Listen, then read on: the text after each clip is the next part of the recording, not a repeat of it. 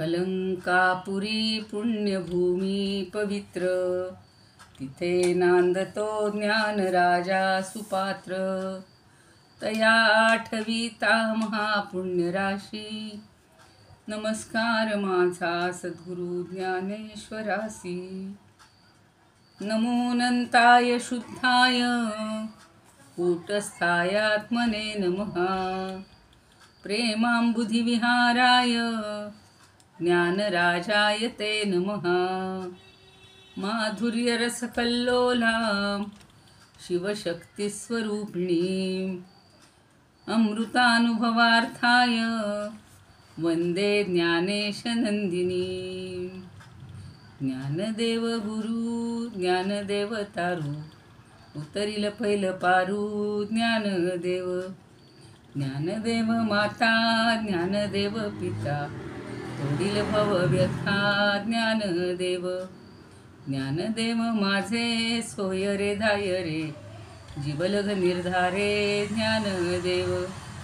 सेना म्हणे माझा ज्ञानदेव निधान, दाविली निज ज्ञानदेवे. ज्ञानियांचा राजा गुरु महाराव, म्हणती ज्ञानदेव तू माईसे. मज पामरासी काय थोरपण, पायीची वहाण पायी बरी. ब्रह्मादिक जेथे तुम्हा ओळंगणे, इतर तुलने काय पुढे. तुका म्हणे नेणू मुक्तीची आखोली, म्हणून ठेविली पायी डोई. म्हणून ठेविली पायी डोई. ज्ञानियांचा राजा गुरु महाराज. भजे ज्ञानदेवं भजे ज्ञानदेवं, भजे ज्ञानदेवं भजे ज्ञानदेवं. अलंकापुरी रम्यसिंहासनस्थं, पदाम्भोज तेजस्फुरद्दिक्प्रदेशं. विधीन्द्रादिदैवस् सदा स्तूयमानं, समाधिस्थमूर्तिं भजे ज्ञानदेवं. समाधिस्थमूर्तिं भजे ज्ञानदेवं. समाधिस्थमूर्तिं भजे ज्ञानदेवं. गदाशङ्खचक्रादिभिर्भाविताङ्गं, चिदानन्दसंलक्षणाढ्यस्वरूपं. यमाद्यष्टभेदाङ्गयोगप्रवीणं, समाधिस्थमूर्तिं भजे ज्ञानदेवं. समाधिस्थमूर्तिं भजे ज्ञानदेवं. समाधिस्थमूर्तिं भजे ज्ञानदेवं. मुदायस्य वक्त्राच्छ्रुतिं पाठयन्तं, प्रतिष्ठानपूर्यां सुधिसङ्गसेव्यं. चतुर्वेदतन्त्रेतिहासादिपूर्वं, समाधिस्थमूर्तिं भजे ज्ञानदेवं. समाधिस्थमूर्तिं भजे ज्ञानदेवं. समाधिस्थमूर्तिं भजे ज्ञानदेवं. सदा पंढरीनाथ पादाब्जवृन्दं, निवृत्तेश्वरानुग्रहात् प्राप्ततत्त्वं. महेन्द्रायणी तीरभूमौ वसन्तं, समाधिस्थमूर्तिं भजे ज्ञानदेवं. समाधिस्थमूर्तिं भजे ज्ञानदेवं. समाधिस्थमूर्तिं भजे ज्ञानदेवं. रणे कृष्णबीभत्सु संवादभूतो, रूढितार्थबोधाय ज्ञानेश्वरी वै. कृतिर्निर्मिता येन चक्राङ्कृतोऽयं, चक्राङ्कृतोऽख्यं. समाधिस्थमूर्तिं भजे ज्ञानदेवं. समाधिस्थमूर्तिं भजे ज्ञानदेवं. समाधिस्थमूर्तिं भजे ज्ञानदेवं. ज्ञानेश्वर महाराज की जय. पंढरीनाथ भगवान की जय. जय तू श्रीकृष्ण, जय तू ज्ञानेश्वर. सर्व देवतांना आता दिवाळी नुकतीच झाली. दिव्याची आराधना सगळ्यांनी केलेली आहे. दिव्याचा प्रकाश म्हणजे ज्ञानप्रकाश आपल्या सगळ्यांना प्राप्त झाला आहे. अधिकही प्राप्त हो अशी आपण प्रार्थना केली असेल. आणि सगळ्या देवता, मुख्य म्हणजे लक्ष्मीपूजन, नरक चतुर्दशीच्या निमित्तानं श्रीकृष्णाला त्या परमात्मरूपी सगळ्या तत्वाला आपण वंदन केलं असेल. आणि नंतर हे बलिप्रतिपदा, पुन्हा तोही श्रीकृष्णाच्याच याचा विष्णूच्या अवताराचाच महत्त्वाचा भाग, वामन अवतार. आणि बलीचं पूजन त्या दिवशी करायचं होतं, सगळ्यांनी केलं असेल. वसुबारसेपासून आपली त्या दिवशी झालं होतं हे म्हणजे सुरुवात झालेली होती. 5 दिवस कसे यावर्षी छान दिवाळी सगळे 5 दिवस आलेली होती आणि सगळ्यांनी तो आनंद घेतला असेल. तर आपण 10वी ओवी तेव्हा झालेली होती ना. मला थोडंसं, कारण ते माझा हा फोनच बंद पडला होता रेकॉर्डिंग व्हिडिओ करण्याचा. तर कुणाला आठवतं आहे का 10वी झाली होती का नव्हती? ते 10वी नव्हती झाली, 9 झाल्या होत्या मला वाटतं. मग 9वी मला तर चालू असते बहुतेक. हां, मला तेच वाटलं. हां, असं मलाही वाटतं. हां, कारण काय झालं तेव्हा ते सगळं बंदच पडलं. मला करताच आलं नाही रेकॉर्डिंग. नाहीच पाठवलेलं ना मी 8-9 पर्यंतचं व्हिडिओ यूट्यूबवर. बहुतेक ते करायलाच जमलं नाही. पुन्हा आत्ता चेक करत होते तर तेही मला काही सापडलंच नाही. म्हणजे बरं ठेवूया, ठीक आहे, बघूया आपण. कुणी कुणी काय काय केलं दिवाळीत थोडंसं सांगा 5 मिनिट, आणि नंतर मग घेऊ आपण. प्रवासाला कोणी गेले होते का? खरं सुमिताताईंशी बोलायचं होतं. आज माझी लेकीचा सगळा काय म्हणतात त्याचं परिवार पूर्ण गोव्याला आलेले आहेत. कधी आले आणि कुठे आहेत? सकाळी निघाली आहे ती. आता कुठे राहणार मला काही माहिती. त्यांचं ते हॉटेल वगैरेच असतं ना पॅकेजमध्ये. बरोबर. मी तिला बोलायची राहिले. चुकून तुमच्या आसपास असेल तर तिलाही आनंद झाला असता, तुम्हालाही आनंद झाला. नक्की. कठीण दिसतं कारण लोक टुरिस्ट म्हणून येतात ते जरा बीचच्या एरिया जवळ राहतात. हा, बीच कडेच. माझ्या घरापासून दूर आहे. हा, नाही ते लांब असणार आहे खूप. हो ना, पण देवळं बघायला आले किंवा माझ्या घरात नाही ते राहायलाच येतात फक्त. बीचवर राहायला आणि तेच 1-2 दिवस फक्त. हो, देवळं बघायला लागले तर अगदी जवळ आहे. बघूया, फोन करून विचारीन मी तिला. चालेल. हो, देऊळ वगैरे बघायला आले तर हा, सांगते. हो, चालेल. सांगा तिला, नक्की सांगा. हो, मला आत्ता आठवलं तुमचं नाव पाहिल्यावर. बर, आपण 9वी ओवी आहे का? आठवतंय का कुणाला? येऊनी स्वप्न मेळवी, गेली आपण पेदावी, आपण पादावी, दोन्ही दिठी नांदवी, नीद जैसी. या सगळ्या ओव्यांमध्ये निद्रेचं किती महत्त्व. निद्रा म्हणजे आपण जे अज्ञान म्हणतो त्याचं ते प्रतीक आहे. कारण आता पुढची ओवी त्याच्याशी संबंधितच अशी येणार आहे की झोप ही काय करते, आपणहून येते. आपण बोलवावी लागते का हो? खूप जण म्हणतात की चला वेळ झाली आता झोपूया. तशी काही झोप येत नाही, किंवा आज झोपायला नकोच असं म्हणूनही ती थोपवता येत नाही. त्यामुळं झोप आपणहून येऊन स्वप्नाचा योग करवत असते. ती झोप आली आपण आडवे झालो की दिवसभराचं जे काही सगळं चिंतन असेल किंवा उद्या परवाचे काही आपले ठरवलेले प्लॅन असतील आणि त्यानुसार बरोबर स्वप्न आपल्याला पडत असतं.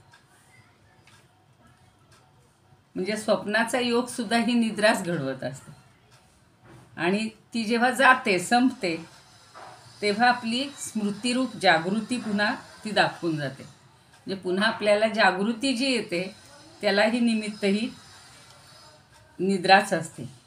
म्हणजे स्वप्न आणि जागृती या दोन्ही अवस्थांचा आश्रय म्हणजे निद्रा आहे, असं 9वी ओवी होती. साखरे महाराजांनी तसंच सांगितलेलं होतं की निद्रा आली म्हणजे स्वप्नाची प्राप्ती करून देते आणि गेली की आपल्या स्वरूपास प्राप्त होते किंवा जागृती दाखवते. स्वप्न आणि जागृती या दोन्ही अवस्था या निद्रेमुळेच घडत असतात.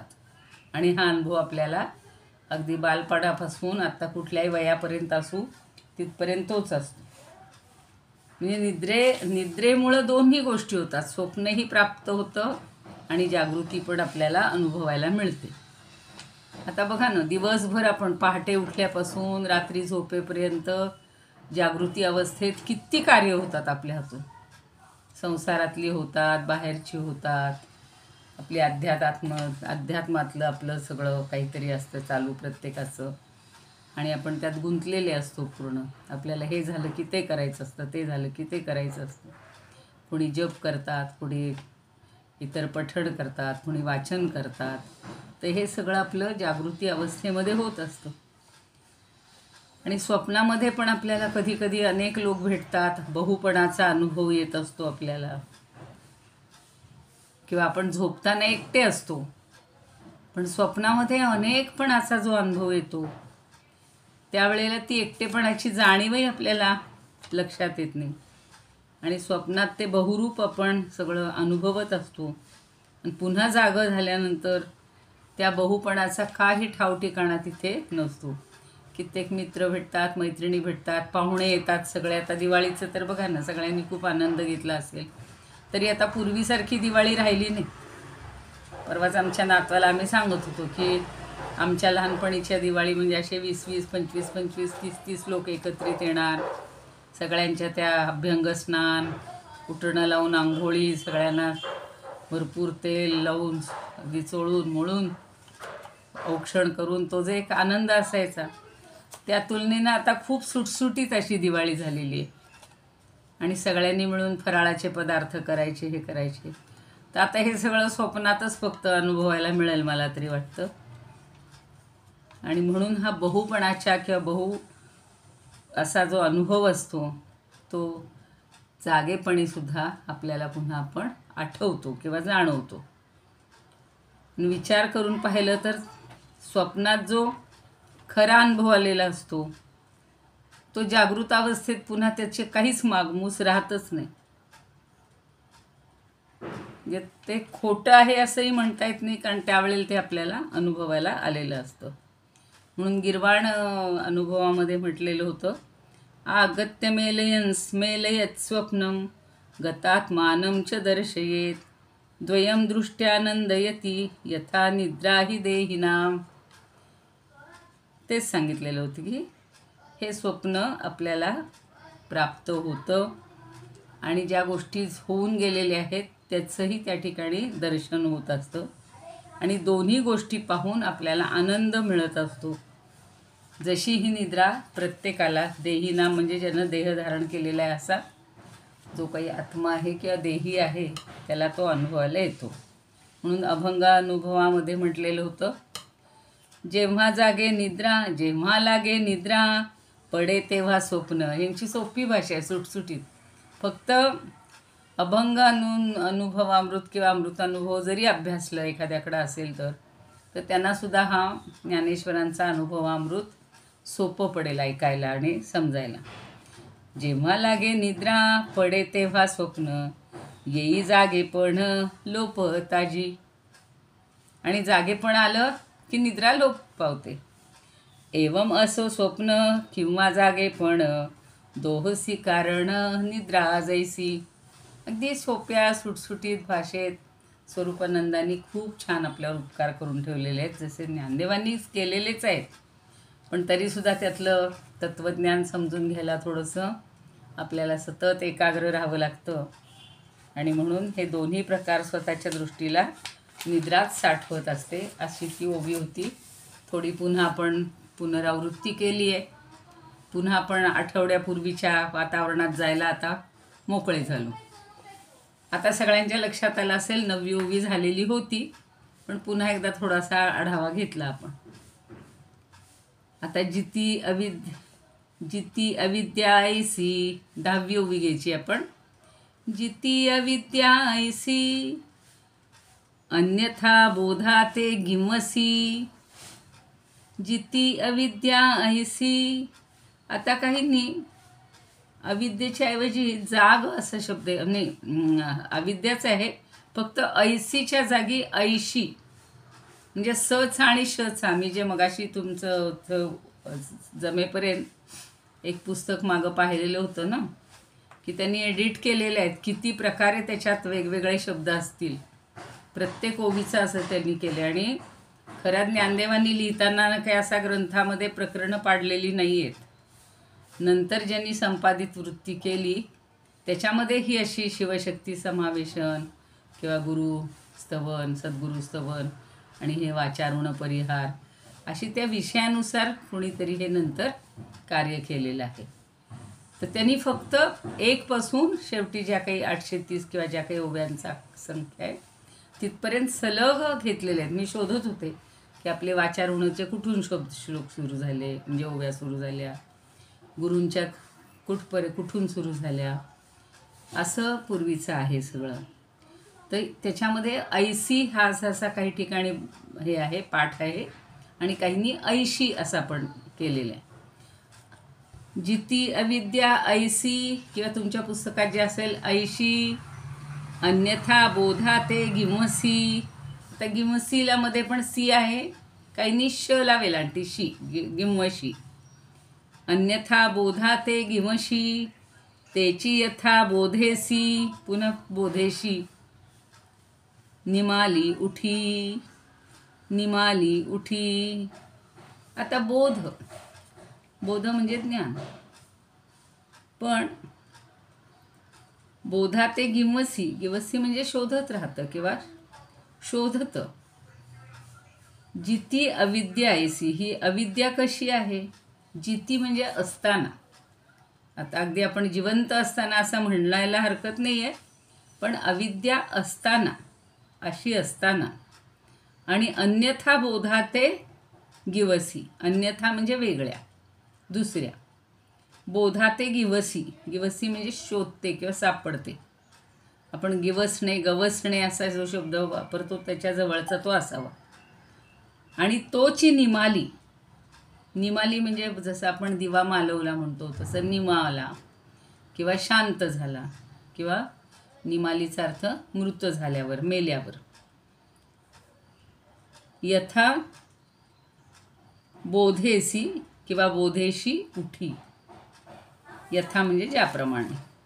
पण इथे यथार्थ बोधेशी, यथाचा अर्थ खरं यथार्थ असा घ्यायचा आहे त्यांना.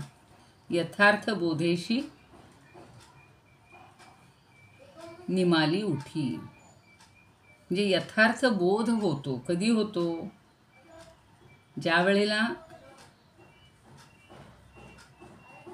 एखादी जाणीव होते किंवा एखादा बोध होतो आणि ही अविद्या नष्ट होते. अविद्या संपल्याशिवाय आपल्याला बोध कधी होत नाही, ज्ञान होत नाही. सगळा हा ग्रंथ अविद्या म्हणजे ज्ञानेश्वरीतही ज्ञानदेवांनी तेच खरं खूप समजावून सांगितलेलं आहे.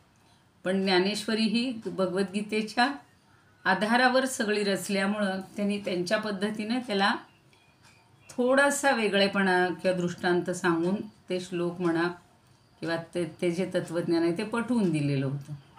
आता इथं प्रत्येक गोष्ट स्वतःच्या यानं जास्त जोर देऊन ते सांगतायत की अविद्या ही अशी गोष्ट आहे, ती जिती म्हणजे असताना. जो पूर्ण अविद्येमध्ये रमलेला आहे, जो पूर्ण संसारामध्ये रमलेला आहे, संसाराच्या व्यतिरिक्त काही एक विश्व आहे किंवा काही तत्व आहे याचा ज्याला मागमूसही नाही, पण जो असा अविद्येतच रमलेला असतो, ती ज्या वेळेला त्याची नष्ट होते आणि मग काय होतं? अन्यथा बोधेनं, त्याच्या विरुद्ध, अन्यथा म्हणजे वेगळ्या, वेगळ्या बोधानी ती अविद्या निमते, निमाली म्हणजे पूर्ण मावळली, संपली, मरण पावली, अक्षरशः मेल्यावरच म्हणलंय शब्द त्यांनी. आणि यथार्थ बोधेशी उठी, आणि मग त्याला यथार्थ बोध, खरं ज्ञान होतं. मी आत्ता सांगितलं तसं ही अविद्या कशी आहे तर प्रत्येकाला जाणीव आहे.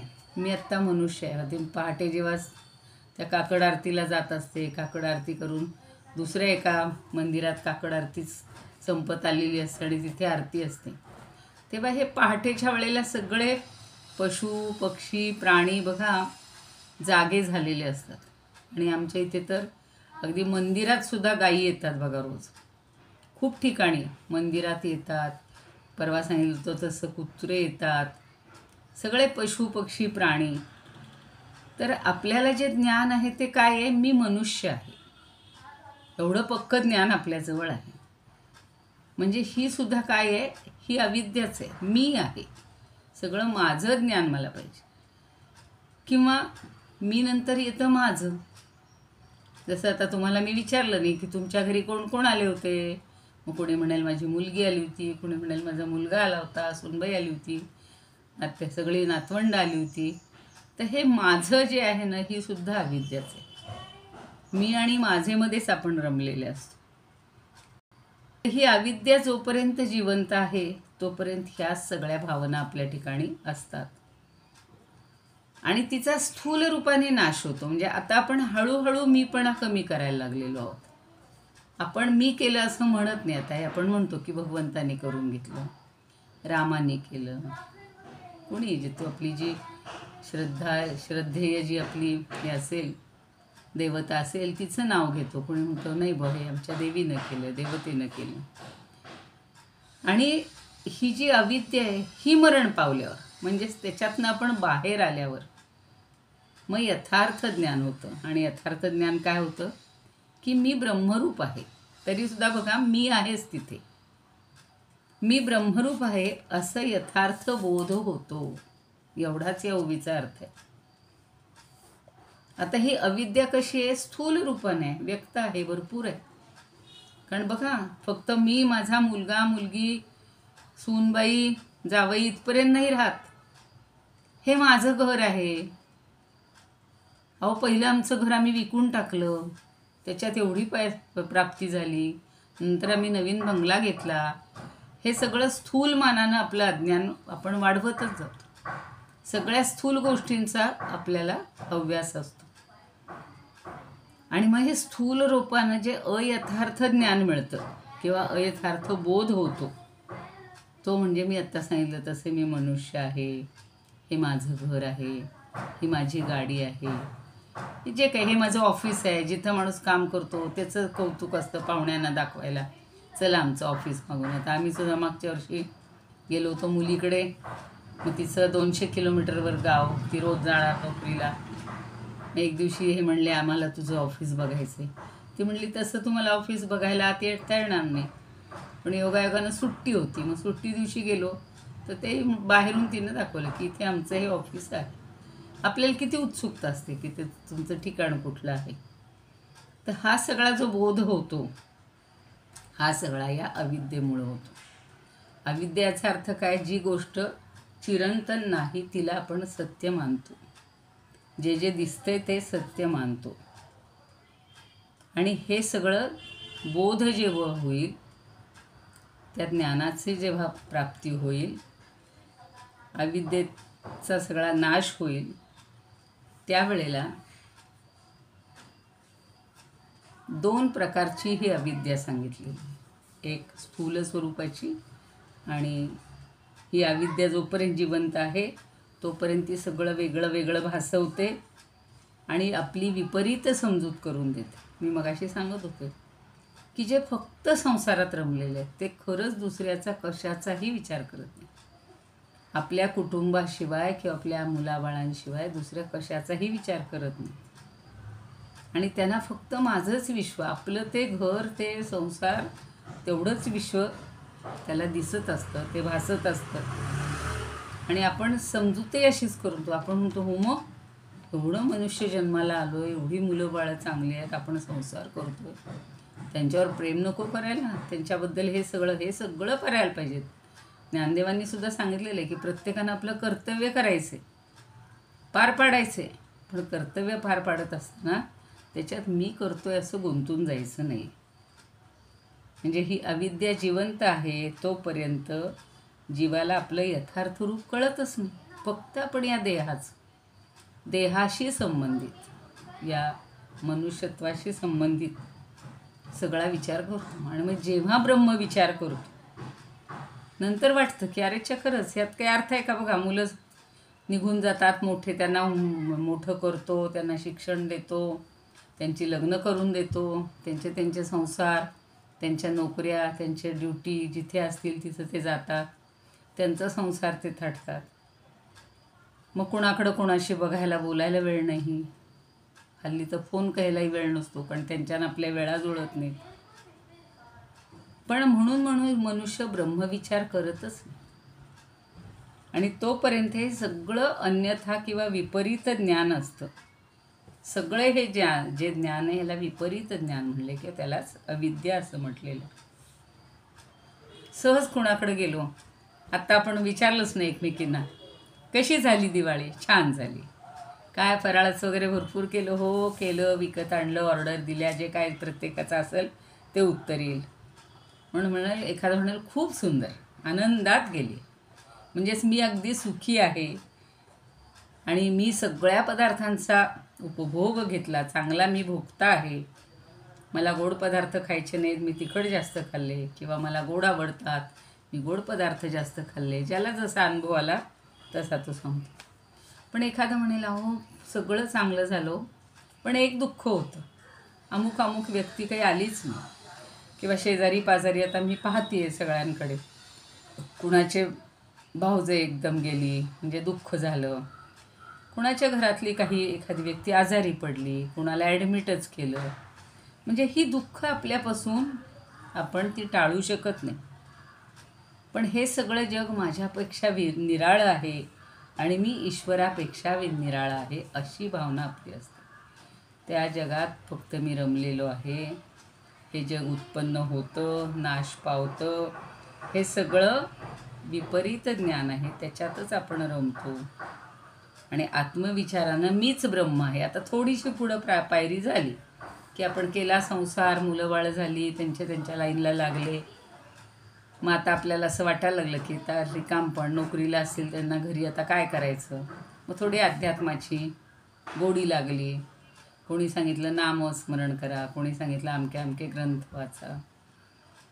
आता आज बघा काहीतरी व्हॉट्सअपवर आलेलं होतं की अमुक एक श्लोक फक्त म्हटला तरीसुद्धा तुम्हाला देवी सप्तशतीचा पाठ केल्याचं पुण्य मिळतं.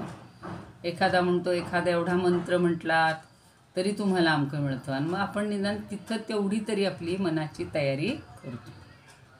मग मीच ब्रह्म आहे किंवा माझ्याशिवाय दुसरं काही नाही, असं आपल्याला हळूहळू खरं रूप कळायला लागतं की मी म्हणजे हा देह नाही, किंवा मी म्हणजे फक्त अमुक माझं नाव जे आहे त्या नावाची व्यक्ती नाही, तर मी आहे सच्चिदानंद परब्रह्मस्वरूप आहे. अशा आपल्या ज्ञानाच्या स्वरूपानं ही जी, पण पुन्हा मी काय आहे? परब्रह्मस्वरूप आहे. मी काय आहे? सच्चिदानंद स्वरूप आहे. म्हणजे तिथला मी जो अंडरलाईन हे आहे कंसातला किंवा कंसाच्या बाहेर, तो काही संपत नाही. आणि म्हणून ती सुद्धा अविद्याच आहे, ज्ञानातली अविद्या, ज्ञानस्वरूपातली अविद्या. म्हणून ज्ञानेश्वर पुढच्या ओवीत आपल्याला पुढं सांगणार आहेत की ही अविद्या का होते, ज्ञानातली अविद्या कशी काय. म्हणजे अज्ञानातली अविद्या सगळ्यांना मान्य आहे, पण ज्ञानातली कशी काय. मागच्या ओवीत तो थोडासा संदर्भ आलेला होता. म्हणजे अहम हा आला ना की ज्ञान झाल्यावर सुद्धा तो अहम टिकला, म्हणून तिला अविद्या असं म्हणायचं. एवढं लक्षात ठेवा. तर गीर्वाण अमृतानुभवामध्ये काय म्हणतात, एवम अविद्या जीवंती, एवम अविद्या म्हणजे एवम अविद्या जीवंती ह्यन्यया बोधकारिणी. ही अन्यया बोधकारिणी, बोध करून देणारी जी आहे ती सुद्धा अविद्याच आहे. अन्य प्रकारची, दुसऱ्या प्रकारची. पहिली आहे स्थूल प्रकारची, ही आहे दुसऱ्या प्रकारची, बोधरूपातली. तदेवोपरता साच यथा बोधेत तिष्ठती, यथा बोधेन तिष्ठती. पण ती संपल्यावर, ती म्हणजे कुठली? अज्ञानातली. अज्ञानातली अविद्या संपली की ही बोधरूपातली शिल्लक राहते. अजूनही थोडासा मीपणा असतो. आत्ताच मग अशी उदाहरणं त्या सगळं ताई सांगत होत्या की आपल्याला प्रत्येकात आनंद असतो. अहंकार कसा येतो हळूहळू हळू, म्हणजे ज्ञानाचा सुद्धा अहंकार येतोच ना. हो, आता चुकून का विना आमच्या हातूनही बोललं जातंच ना की मी एवढे ग्रंथ घेतले, मी एवढे ग्रंथ वाचले. म्हणजे तो मीपणा आला त्याच्यामध्ये, त्या ज्ञानामध्ये सुद्धा. तो सुद्धा बोललं गेलं नाही पाहिजे. अभ्यास करायला पाहिजे, पण ते व्यक्त करणं की त्याच्या ठिकाणी अहमपणा येणं हे चुकीचं आहे. प्रत्येकाला आपल्या पदाचा अहंकार असतो, प्रत्येकाला आपल्या वाणीचा अहंकार असतो, प्रत्येकाला आपल्या संपत्तीचा अहंकार असतो. एवढं आम्ही शून्यातनं, काही जण म्हणतात मी शून्यातनं निर्माण केलं. काही नव्हतं, रिकामा बाहेर पडलो. मला काही मिळालं नाही, घरची इस्टेट मिळाली नाही, काही नाही, आईवडिलांनी नाही दिलं, की आईवडील गेल्यानंतर मी पोरका झालो म्हणून मला काही जगाने दिलं नाही. मग मी सगळं केलं. हे जे मी पण आहे ना, ही सगळी अविद्या, ही स्थूल अविद्या, ती नष्ट झाली. आणि मग कळलं की हे देणारा सगळा कोणतरी वेगळा आहे. आजच बघा, एकनाथ महाराजांचं उदाहरण काही जणींनी ऐकलं असेल. काशीचे 2 विद्वान असतात, ज्यांनी ऐकले त्यांना पुनरावृत्ती होईल. ते एकनाथ महाराजांकडे येतात आणि ते अत्यंत ज्ञानी असतात. तर त्यांना असं वाटतं की ज्ञानगंगा आमच्या ठिकाणी आहे, आम्हाला रोज काही स्नान करायची आता गरजसुद्धा नाही, अशी ज्ञानगंगा आम्हाला प्राप्त झालेली आहे. बघा, हा अहंकारच आहे. आणि म्हणून ते त्यांना कळतं की हे एकनाथ खूप अगदी शांती ब्रह्म आहेत, अमुक आहे तमुक आहे. तर काय त्यांच्याकडं बघायला म्हणून ते आले आणि त्यांना सगळी ज्ञानावर चर्चा करायची होती. एकनाथ महाराज म्हणले, एवढे लांबून आले, स्नान वगैरे आटोपून घ्या, नदीवर गंगेवर स्नान करून या. म्हणजे कुठल्याही नदीला गंगा म्हणतात. नाही म्हणे, आम्हाला गंगेवर जायची गरजच नाही, आम्ही ज्ञानगंगेतच स्नान करतो. बरं आहे, ठीक आहे म्हणले. मग आता आलायत तर चहा पाणी नसेल कदाचित, त्यावेळेला दूध दिलं असेल. आता जेवण करा, दमून आलाय. त्यांच्या पत्नीने मस्त पुरणपोळीचा स्वयंपाक केला, त्यांना छान आग्रहाने जेवू घातलं. ते अगदी खुश झाले, छान जेवण मिळालं, पोट भरस्तवर जेवले. आणि माणूस बघा चढतेच की नाही पुरणपोळी, म्हणे जरा आता विश्रांती घेतली पाहिजे. महाराज म्हणाले, ठीक आहे, ती खोली आहे बघा, छान तुमच्यासाठी सजवून ठेवलेली आहे, म्हणजे व्यवस्थित करून ठेवली, झोपा तुम्ही. मग एकनाथ महाराजांनी काय केलं, ते झोपल्यानंतर बाहेरून कडी लावून घेतली. आता ते जागे झाले, त्यांना खूप तहान लागली हो ती पुरणपोळी खाल्ल्यानंतर. आपल्याला माहिती आहे, असं जेवण जड झालं की मग तर एकदम कसा शोष पडतो. आणि ते हाका मारतायत दारावर ठकठक, त्यावेळेला काही हे नव्हत्या बेल वगैरे. तर अहो म्हणे, उघडा ना, मला हे करा ना, आम्हाला पाणी प्यायचं, एवढे जेवण जेवलं आम्ही. अहो ते म्हणले, तुम्ही ज्ञानगंगेत जर स्नान करू शकता तर ज्ञानगंगेत पाणी नाही का पिऊ शकत? मला तो किस्सा फार आवडलाच. ज्ञानगंगेत स्नान करता, मग ज्ञानगंगेतलं पाणी नाही का पिऊन तुमची तहान भागत? खटकन त्यांचा जो अहमपणा होता ना ज्ञानाचा, तो सगळा उतरला. तसं आपल्याला सुद्धा असं होतोच ना, मी एवढं केलं, आम्ही असं, तर तो मी नाही, हा सगळा ज्ञानाचा अहंकार आहे. ज्ञानामुळं आलेली ही अविद्या आहे, एवढं लक्षात ठेवायचं. आणि ती आपण काढून टाकायची. एकदा मी म्हणजे तो बघा, भगवंत सगळं मला देतो. आणि खरंच ना, एकही गोष्ट, ते जर झाडाचं पानसुद्धा भगवंताच्या याच्याशिवाय, शक्तीशिवाय किंवा सामर्थ्याशिवाय खाली पडू शकत नाही, त्याला जोडलं जात नाही. त्या जोडण्यावरनं सुद्धा एक छोटीशी कथा आहे, तर मला आत्ता कुठून आठवायला लागल्यात कथा. सीतामाईला आपल्या पातिव्रत्याचा खूप अभिमान होता. आणि एके दिवशी काय झालं, आता ही द्वादशी येईल बघा, त्या द्वादशीच्या निमित्तानं हे आहे, नुकतीच होऊन गेलेली आहे, पण आता नंतर येणारी. तर तिनं काय केलं, तुळशीला प्रदक्षिणा वगैरे घातली आणि त्याचं पान तोडलं, तुळशीचं पान तोडलं, वाहण्यासाठी वगैरे तोडलं असेल. तेवढ्यात नारद मुनी आले. नारद मुनी माहिती आहे आपल्याला, ते तसे विद्वान आहेत, ज्ञानी आहेत. ते म्हणले, सीतामाई म्हणे, तुम्ही आज मोठी चूक केली. आपल्याकडं असं हे आहे ना, नियम आहे ना द्वादशीला, तुळस तोडायची नाही, तुळशीची पानं तोडायची नाही. तर ती म्हणली आता काय करू, मला माहिती नव्हतं. तर नाही म्हणे, आता ती तुम्हाला पुन्हा जोडावीच लागतील पानं. आज मोठी चूक झाली तुमच्यातून. तर तिच्या पातिव्रत्याचीच हे सत्व परीक्षा होती. ती डोळे मिटते एकाग्र मनाने. त्या तुळशी मातेला म्हणते की तुळशी माते, त्या श्रीरामांच्या शिवाय मी स्वप्नात किंवा कधीही कुठंही दुसऱ्या कुणाचंही चिंतन केलं नसेल, स्मरण केलं नसेल. माझं पातिव्रत्य जर अभंग असेल, अखंड असेल, तर तुळशी माते, माझ्या हातून ही पडलेली जी पानं आहेत, काढलेली पानं आहेत, ही तुझ्या इथं जोडली जातील, जोडावीत. मला खूप अंगावर शहारा येतो. आनंद रामायणातला हा प्रसंग आहे. आणि काय सांगता, तिच्या हातातली पानं त्या तुळशीला जोडली जातात. इतकी ती निरहंकारी होती, इतकी ती शांत होती आणि भगवंताचं पूर्ण स्मरण करत तिनं रामाबद्दलची जी तिची म्हणजे अनन्य भावानं ती त्याच्याशी मग्न होती किंवा पातिव्रत्यानं त्याच्याशी जोडलेली होती. तर तसं हे म्हणून आता हे अभंगामृतानुभवात छान म्हणले. तैसी अविद्याती दावी विपरीत, जैसी म्हणा, जैसी अविद्याती दावी विपरीत, जोवरी जिवंत स्थूल रूपे. जोपर्यंत ही अविद्या स्थूल रूपाने जिवंत असते तोपर्यंत ती विपरीत दाखवते, सगळं वेगळं दाखवते. म्हणजे हे जगच खरं आहे, माझा संसारच खरा आहे, माझी मुलंबाळच खरी आहेत, माझं अमकंच, माझा पैसा, माझं सगळं खरं आहे, हे विपरीत दाखवणारी ही अविद्या असते. मग पावे लोप, आणि नंतर ती लोप पावते. अहम ब्रह्म ज्ञाने, कारण झालं त्याला ज्ञान झालं, अहम ब्रह्मास्मी असं ज्ञान झालं.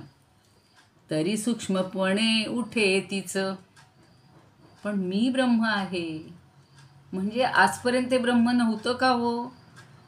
आणि आज तुम्हाला काय म्हणतात ना, प्रचिती आली किंवा एकदम असं ज्ञान झालं की मी ब्रह्म आहे.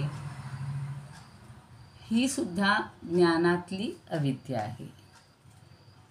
फार छान. मला हे म्हणजे आपण कधी आत्तापर्यंत इतका विचार कधी करत नव्हतो, कारण नेहमी आम्ही ते शंकराचार्यांची काय म्हणतात ब्रह्मसूत्र, शांकर भाष्य, गीतेवरची भाष्य वाचत होतो, पण त्याचं इतका कधी बारकावेनं विचार, अहम ब्रह्मास्मी इथपर्यंत हे वेदवाक्य म्हणा किंवा उपनिषदातली वाक्य वाचली, सगळी वेदातलीच आहेत,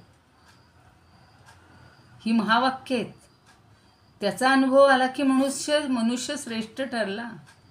आता त्याला पुढं काही मिळवायचं उरलंच नाही, अशी भावना होती. पण अहम ब्रह्मास्मी हे म्हणण्यामध्ये जो अहम आहे ना, तो अहम म्हणजे ती अविद्या, ज्ञानातली अविद्या. म्हणून त्यांनी म्हणले तरी सूक्ष्मपणे उठे तिचं, ही सूक्ष्मपणानं उठते.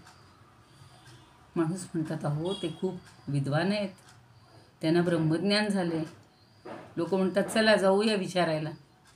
आता ज्याला ब्रह्मज्ञान होतं तो बोलूच शकत नाही, तो अनुभव म्हणजे त्या ब्रह्मीभूत झालेला असतो, ब्रह्माशी एकरूप झालेला असतो, तो काही सांगणार नाही तुम्हाला.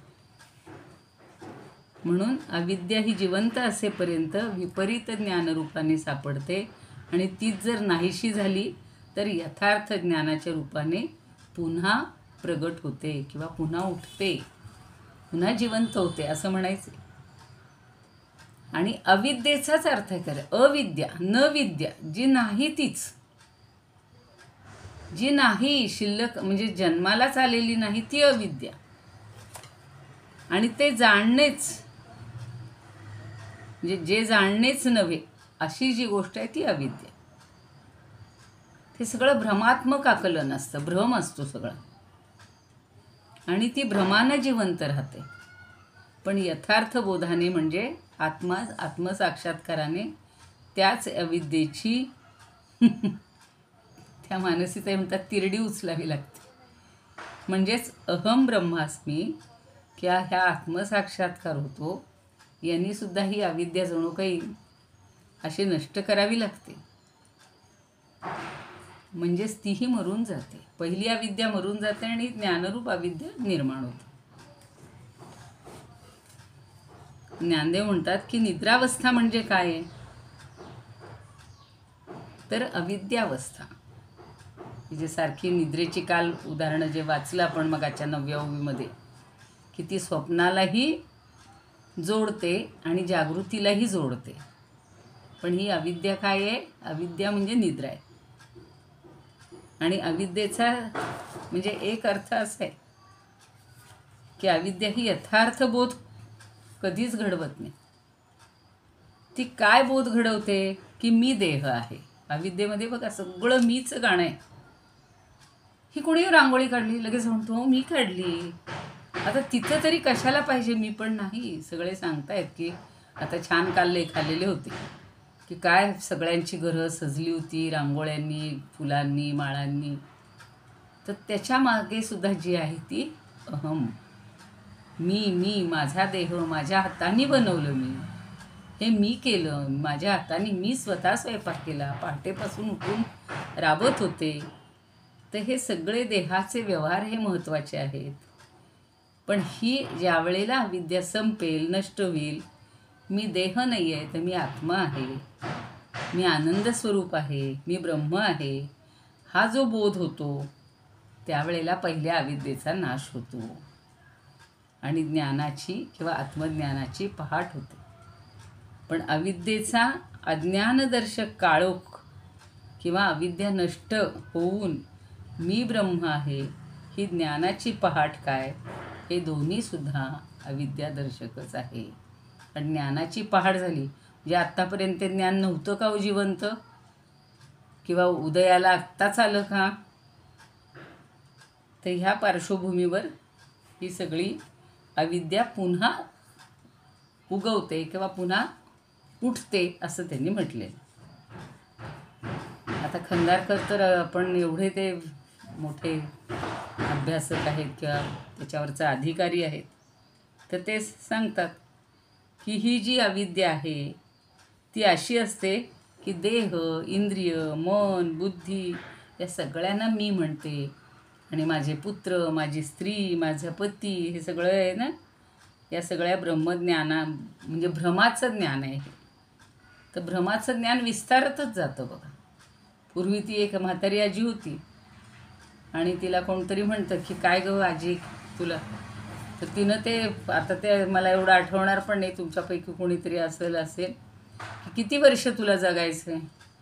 तर तेव्हा ती म्हणली होती मला काही जास्त जगायचं नाही, आता माझे आता काय थोडेच दिवस राहिलेले. मग काय बाई, माझ्या पणतूच्या खापरपणतूचं तोंड जेव्हा मी बघीन, आता बघा, किंवा माझ्या खापरपणतूच्या पणतूचं जेव्हा मी तोंड बघीन तेव्हा मी आता मरायला मोकळी.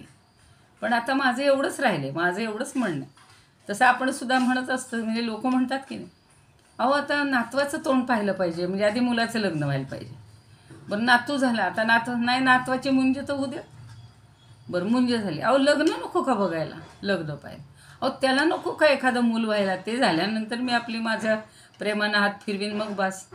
इथपर्यंत तरी गाडी असतेच. म्हणजे हा विस्तार अधिक वाढत जातो. आता हे काही मी तुम्हाला सांगायला नको आहे, हे सगळेजण अनुभवतच असतात. आणि हा सगळा विस्तार ब्रह्मज्ञानाचा विस्तार इतका होत जातो की मी ब्रह्म आहे, किंवा हा जे अनुभवात्मक जे ज्ञान आहे त्याची जणू काही एखादी पिशाची का निर्माण होते. म्हणजे भूत पिशाचं जसं म्हणतात तसं जेव्हा मीपणा संपतो, मी म्हणजे मी देह हे संपतो आणि आत्मा हे इथपर्यंत आलं तरी ते एक प्रकारे ज्ञानाचं पिशाचच आहे, अनुभवाचं पिशाचच आहे असं खंदारकर म्हणत आहेत. म्हणजे बद्धाची जी अविद्या आहे ती अज्ञानामुळे जिवंत होते. आपण पहिल्यांदा पाहिले चारी वाणींचं जेव्हा अभ्यास केला आहे तेव्हा, तर बद्ध जो आहे सगळ्यामध्ये बद्ध झालेला, या बद्धावरूनही मला ती गोष्ट आज आठवत होती. आधी ते 3 मुद्दे समजून घ्या. आणि मुमुक्षूची जी अविद्या आहे ती विवेक वैराग्यामुळं अशक्त झालेली. त्याची अविद्या थोडी कमी झाली व विवेक आला, वैराग्य प्राप्त झालं, त्यामुळे ती थोडीशी पंगू झाली. आणि वाचारून फेडणाऱ्याची अविद्या पूर्ण मृतच असते. म्हणजे ज्यानं आता बघा ना, खूप जण सांगतात की हे खरंच मलाही असं आता वाटायला लागलं की आपण किती दिवस बोलायचे आणि आपल्याला त्याचा अनुभव आल्याशिवाय आपण काय सांगण्यात अर्थ आहे. तर वाचारून फेडणाऱ्याची सुद्धा अविद्या ही पूर्ण मृतच व्हायला पाहिजे किंवा मृत झालेली असते. म्हणजे त्या वाणीचं कार्य जेव्हा संपेल तेव्हा तो अहम संपेल आणि त्यावेळेला आपल्याला यथार्थ बोध झालेला असेल. शांतपणे आपण त्या परब्रह्माशी एकरूप झालेले असू अशी आपण आशा करूया. संतांची आपल्यावर कृपा होऊ देत. ते जसं बद्ध शब्द जेव्हा मी वाचत होते, ऐकत होते किंवा लिहित होते, त्यावेळेला माझ्या डोळ्यासमोर तो जो एक साधू असतो संत म्हणून, आणि त्याच्याकडं एक माणूस येतो की महाराज मला या संसारातनं सोडवा, का तर मी पूर्ण अडकलेलो आहे, संसाराने मला बांधून ठेवले. तो म्हणतो अरे तुला नाही कोणी बांधून ठेवलेलं, तू संसाराला धरून ठेवलेलं आहे. नाही हो म्हणतो, मी किती बाजूला होण्याचा प्रयत्न करतो पण हा संसार मला जखडूनच ठेवतो. आपण म्हणतो ना मुलं मला बांधून बांधून म्हणजे बद्ध करतात, बायको करते असं लोक म्हणतात. बरं तो म्हणतो ठीक आहे, उद्या तू एका मंदिरात ये, अमक्या मंदिरात जाऊन आपण तिथं भेटूया. हे तर उदाहरण सगळ्यांना माहिती आहे, पण मला उगाचच ते बद्ध म्हणलं की तो डोळ्यासमोर आला तो किस्सा. तर म्हणे काय झालं, तर हे महाराज म्हणजे साधू संत जे आहेत ते खांबाला पकडून ठेवतात, घट्ट पकडून ठेवतात आणि ओरडत राहतात, अरे देवा देवा मला सोडव रे सोडव रे. तेवढ्यात तो येतोच त्याचा जो कोणी विचारायला आलेला असतो. तर तो म्हणतो महाराज काय झालं तुम्हाला. अरे बघ ना म्हणे, या खांबाने मला धरून ठेवले, किती वेळ झाला तो मला सोडतच नाही आहे. तर तो हसतो. तो म्हणतो असं कसं म्हणताय महाराज, तुम्ही तर काल मला म्हणत होता संसार असा बांधून ठेवत नाही ना, आता तुम्ही त्या खांबाला धरून ठेवले, तुम्ही धरून ठेवले, तुम्ही हात बाजूला करा, खांब तुम्हाला बाजूला करेल. हो का म्हणे, अरेच्या मला हे माहितीच नव्हतं. आणि मग त्यांनी मुद्दाम ते हात बाजूला केले आणि म्हणे हे तुला दाखवून देण्यासाठी मी हे केलेलं आहे असं नाटक, की तुला संसाराने बांधून नाही ठेवलेलं, तू संसाराला धरून ठेवलेलं आहे, बांधून धरलेलं आहे, बद्ध आहेस तू. या बद्धाचं जे म्हणले ना, ते बद्धाची जी अविद्या आहे ती अज्ञानामुळं असते. एवढं आपल्याला या 10व्या ओवीतनं समजले. थांबूया आपण इथं. मला वाटलं होतं 11वी पण होईल, आता सोमवारपासून शक्यतो होईल, आपल्या वेळेलाच करूया. फक्त 5 तारखेपासून जरा मनाची तयारी करा की आपण सकाळी क्लास घ्यावा लागेल. आणि समजा त्या घृष्णेश्वरला एक कथा चाललेली आहे रवींद्र पाठकांची, होणार आहे 25 की 26ला. तर चुकून आमच्या फॅमिलीतल्या लोकांचं ठरलं तर आमचं जायचं आहे, पण मी कळवीन. मी जर नसेल होणार तास तर नाही म्हणून कळवीन, पण आहे हे गृहीत धरून आपण सोमवारपासून सगळ्यांनी जॉईन व्हा. आपली ही साधना चालू राहू देत. या बद्धासारखा आपल्याला बंधनात नको राहिला. तर त्यातले त्यात जो मुमुक्षू आहे, तर मुमुक्षीची अविद्या आपल्याला प्राप्त होऊ देत. हळूहळू विवेक वैराग्य प्राप्त होऊ देत. त्याच्यातून आपण थोडंसं पलीकडे जाण्याचा प्रयत्न करूया. इदमुपकर्तुं भुवनमण्डलं समुदितमिव भास्करं सादरं वन्दे ज्ञानेश्वरं. त्रिभुवनमाता भगवद्गीता लोकमंगला लोकविश्रुता लोकहितं संततं ध्यायता येन ज्ञानेश्वरी विरचिता. श्रुत्वा प्राकृतगिरं सादरं वन्दे ज्ञानेश्वरं सादरं वन्दे ज्ञानेश्वरं.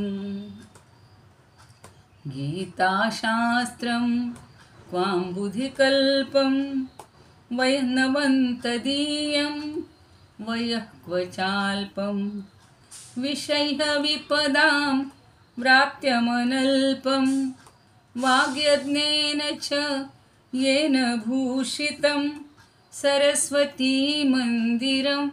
सादरं वन्दे ज्ञानेश्वरं सादरं वन्दे ज्ञानेश्वरम् यत्र शारदा कृपाप्रसादः यस्य श्रवणात् परमानन्दः निहितो यत्रामृतनिःस्यन्दः काव्यतत्त्वयोः कृतवन्तं तत् रसायनं मधुरं सादरं वन्दे ज्ञानेश्वरं सादरं वन्दे ज्ञानेश्वरम् आरती ज्ञानराजा महाकैवल्यतेजा सेविती साधू संत मनुवेधला माझा आरती ज्ञानराजा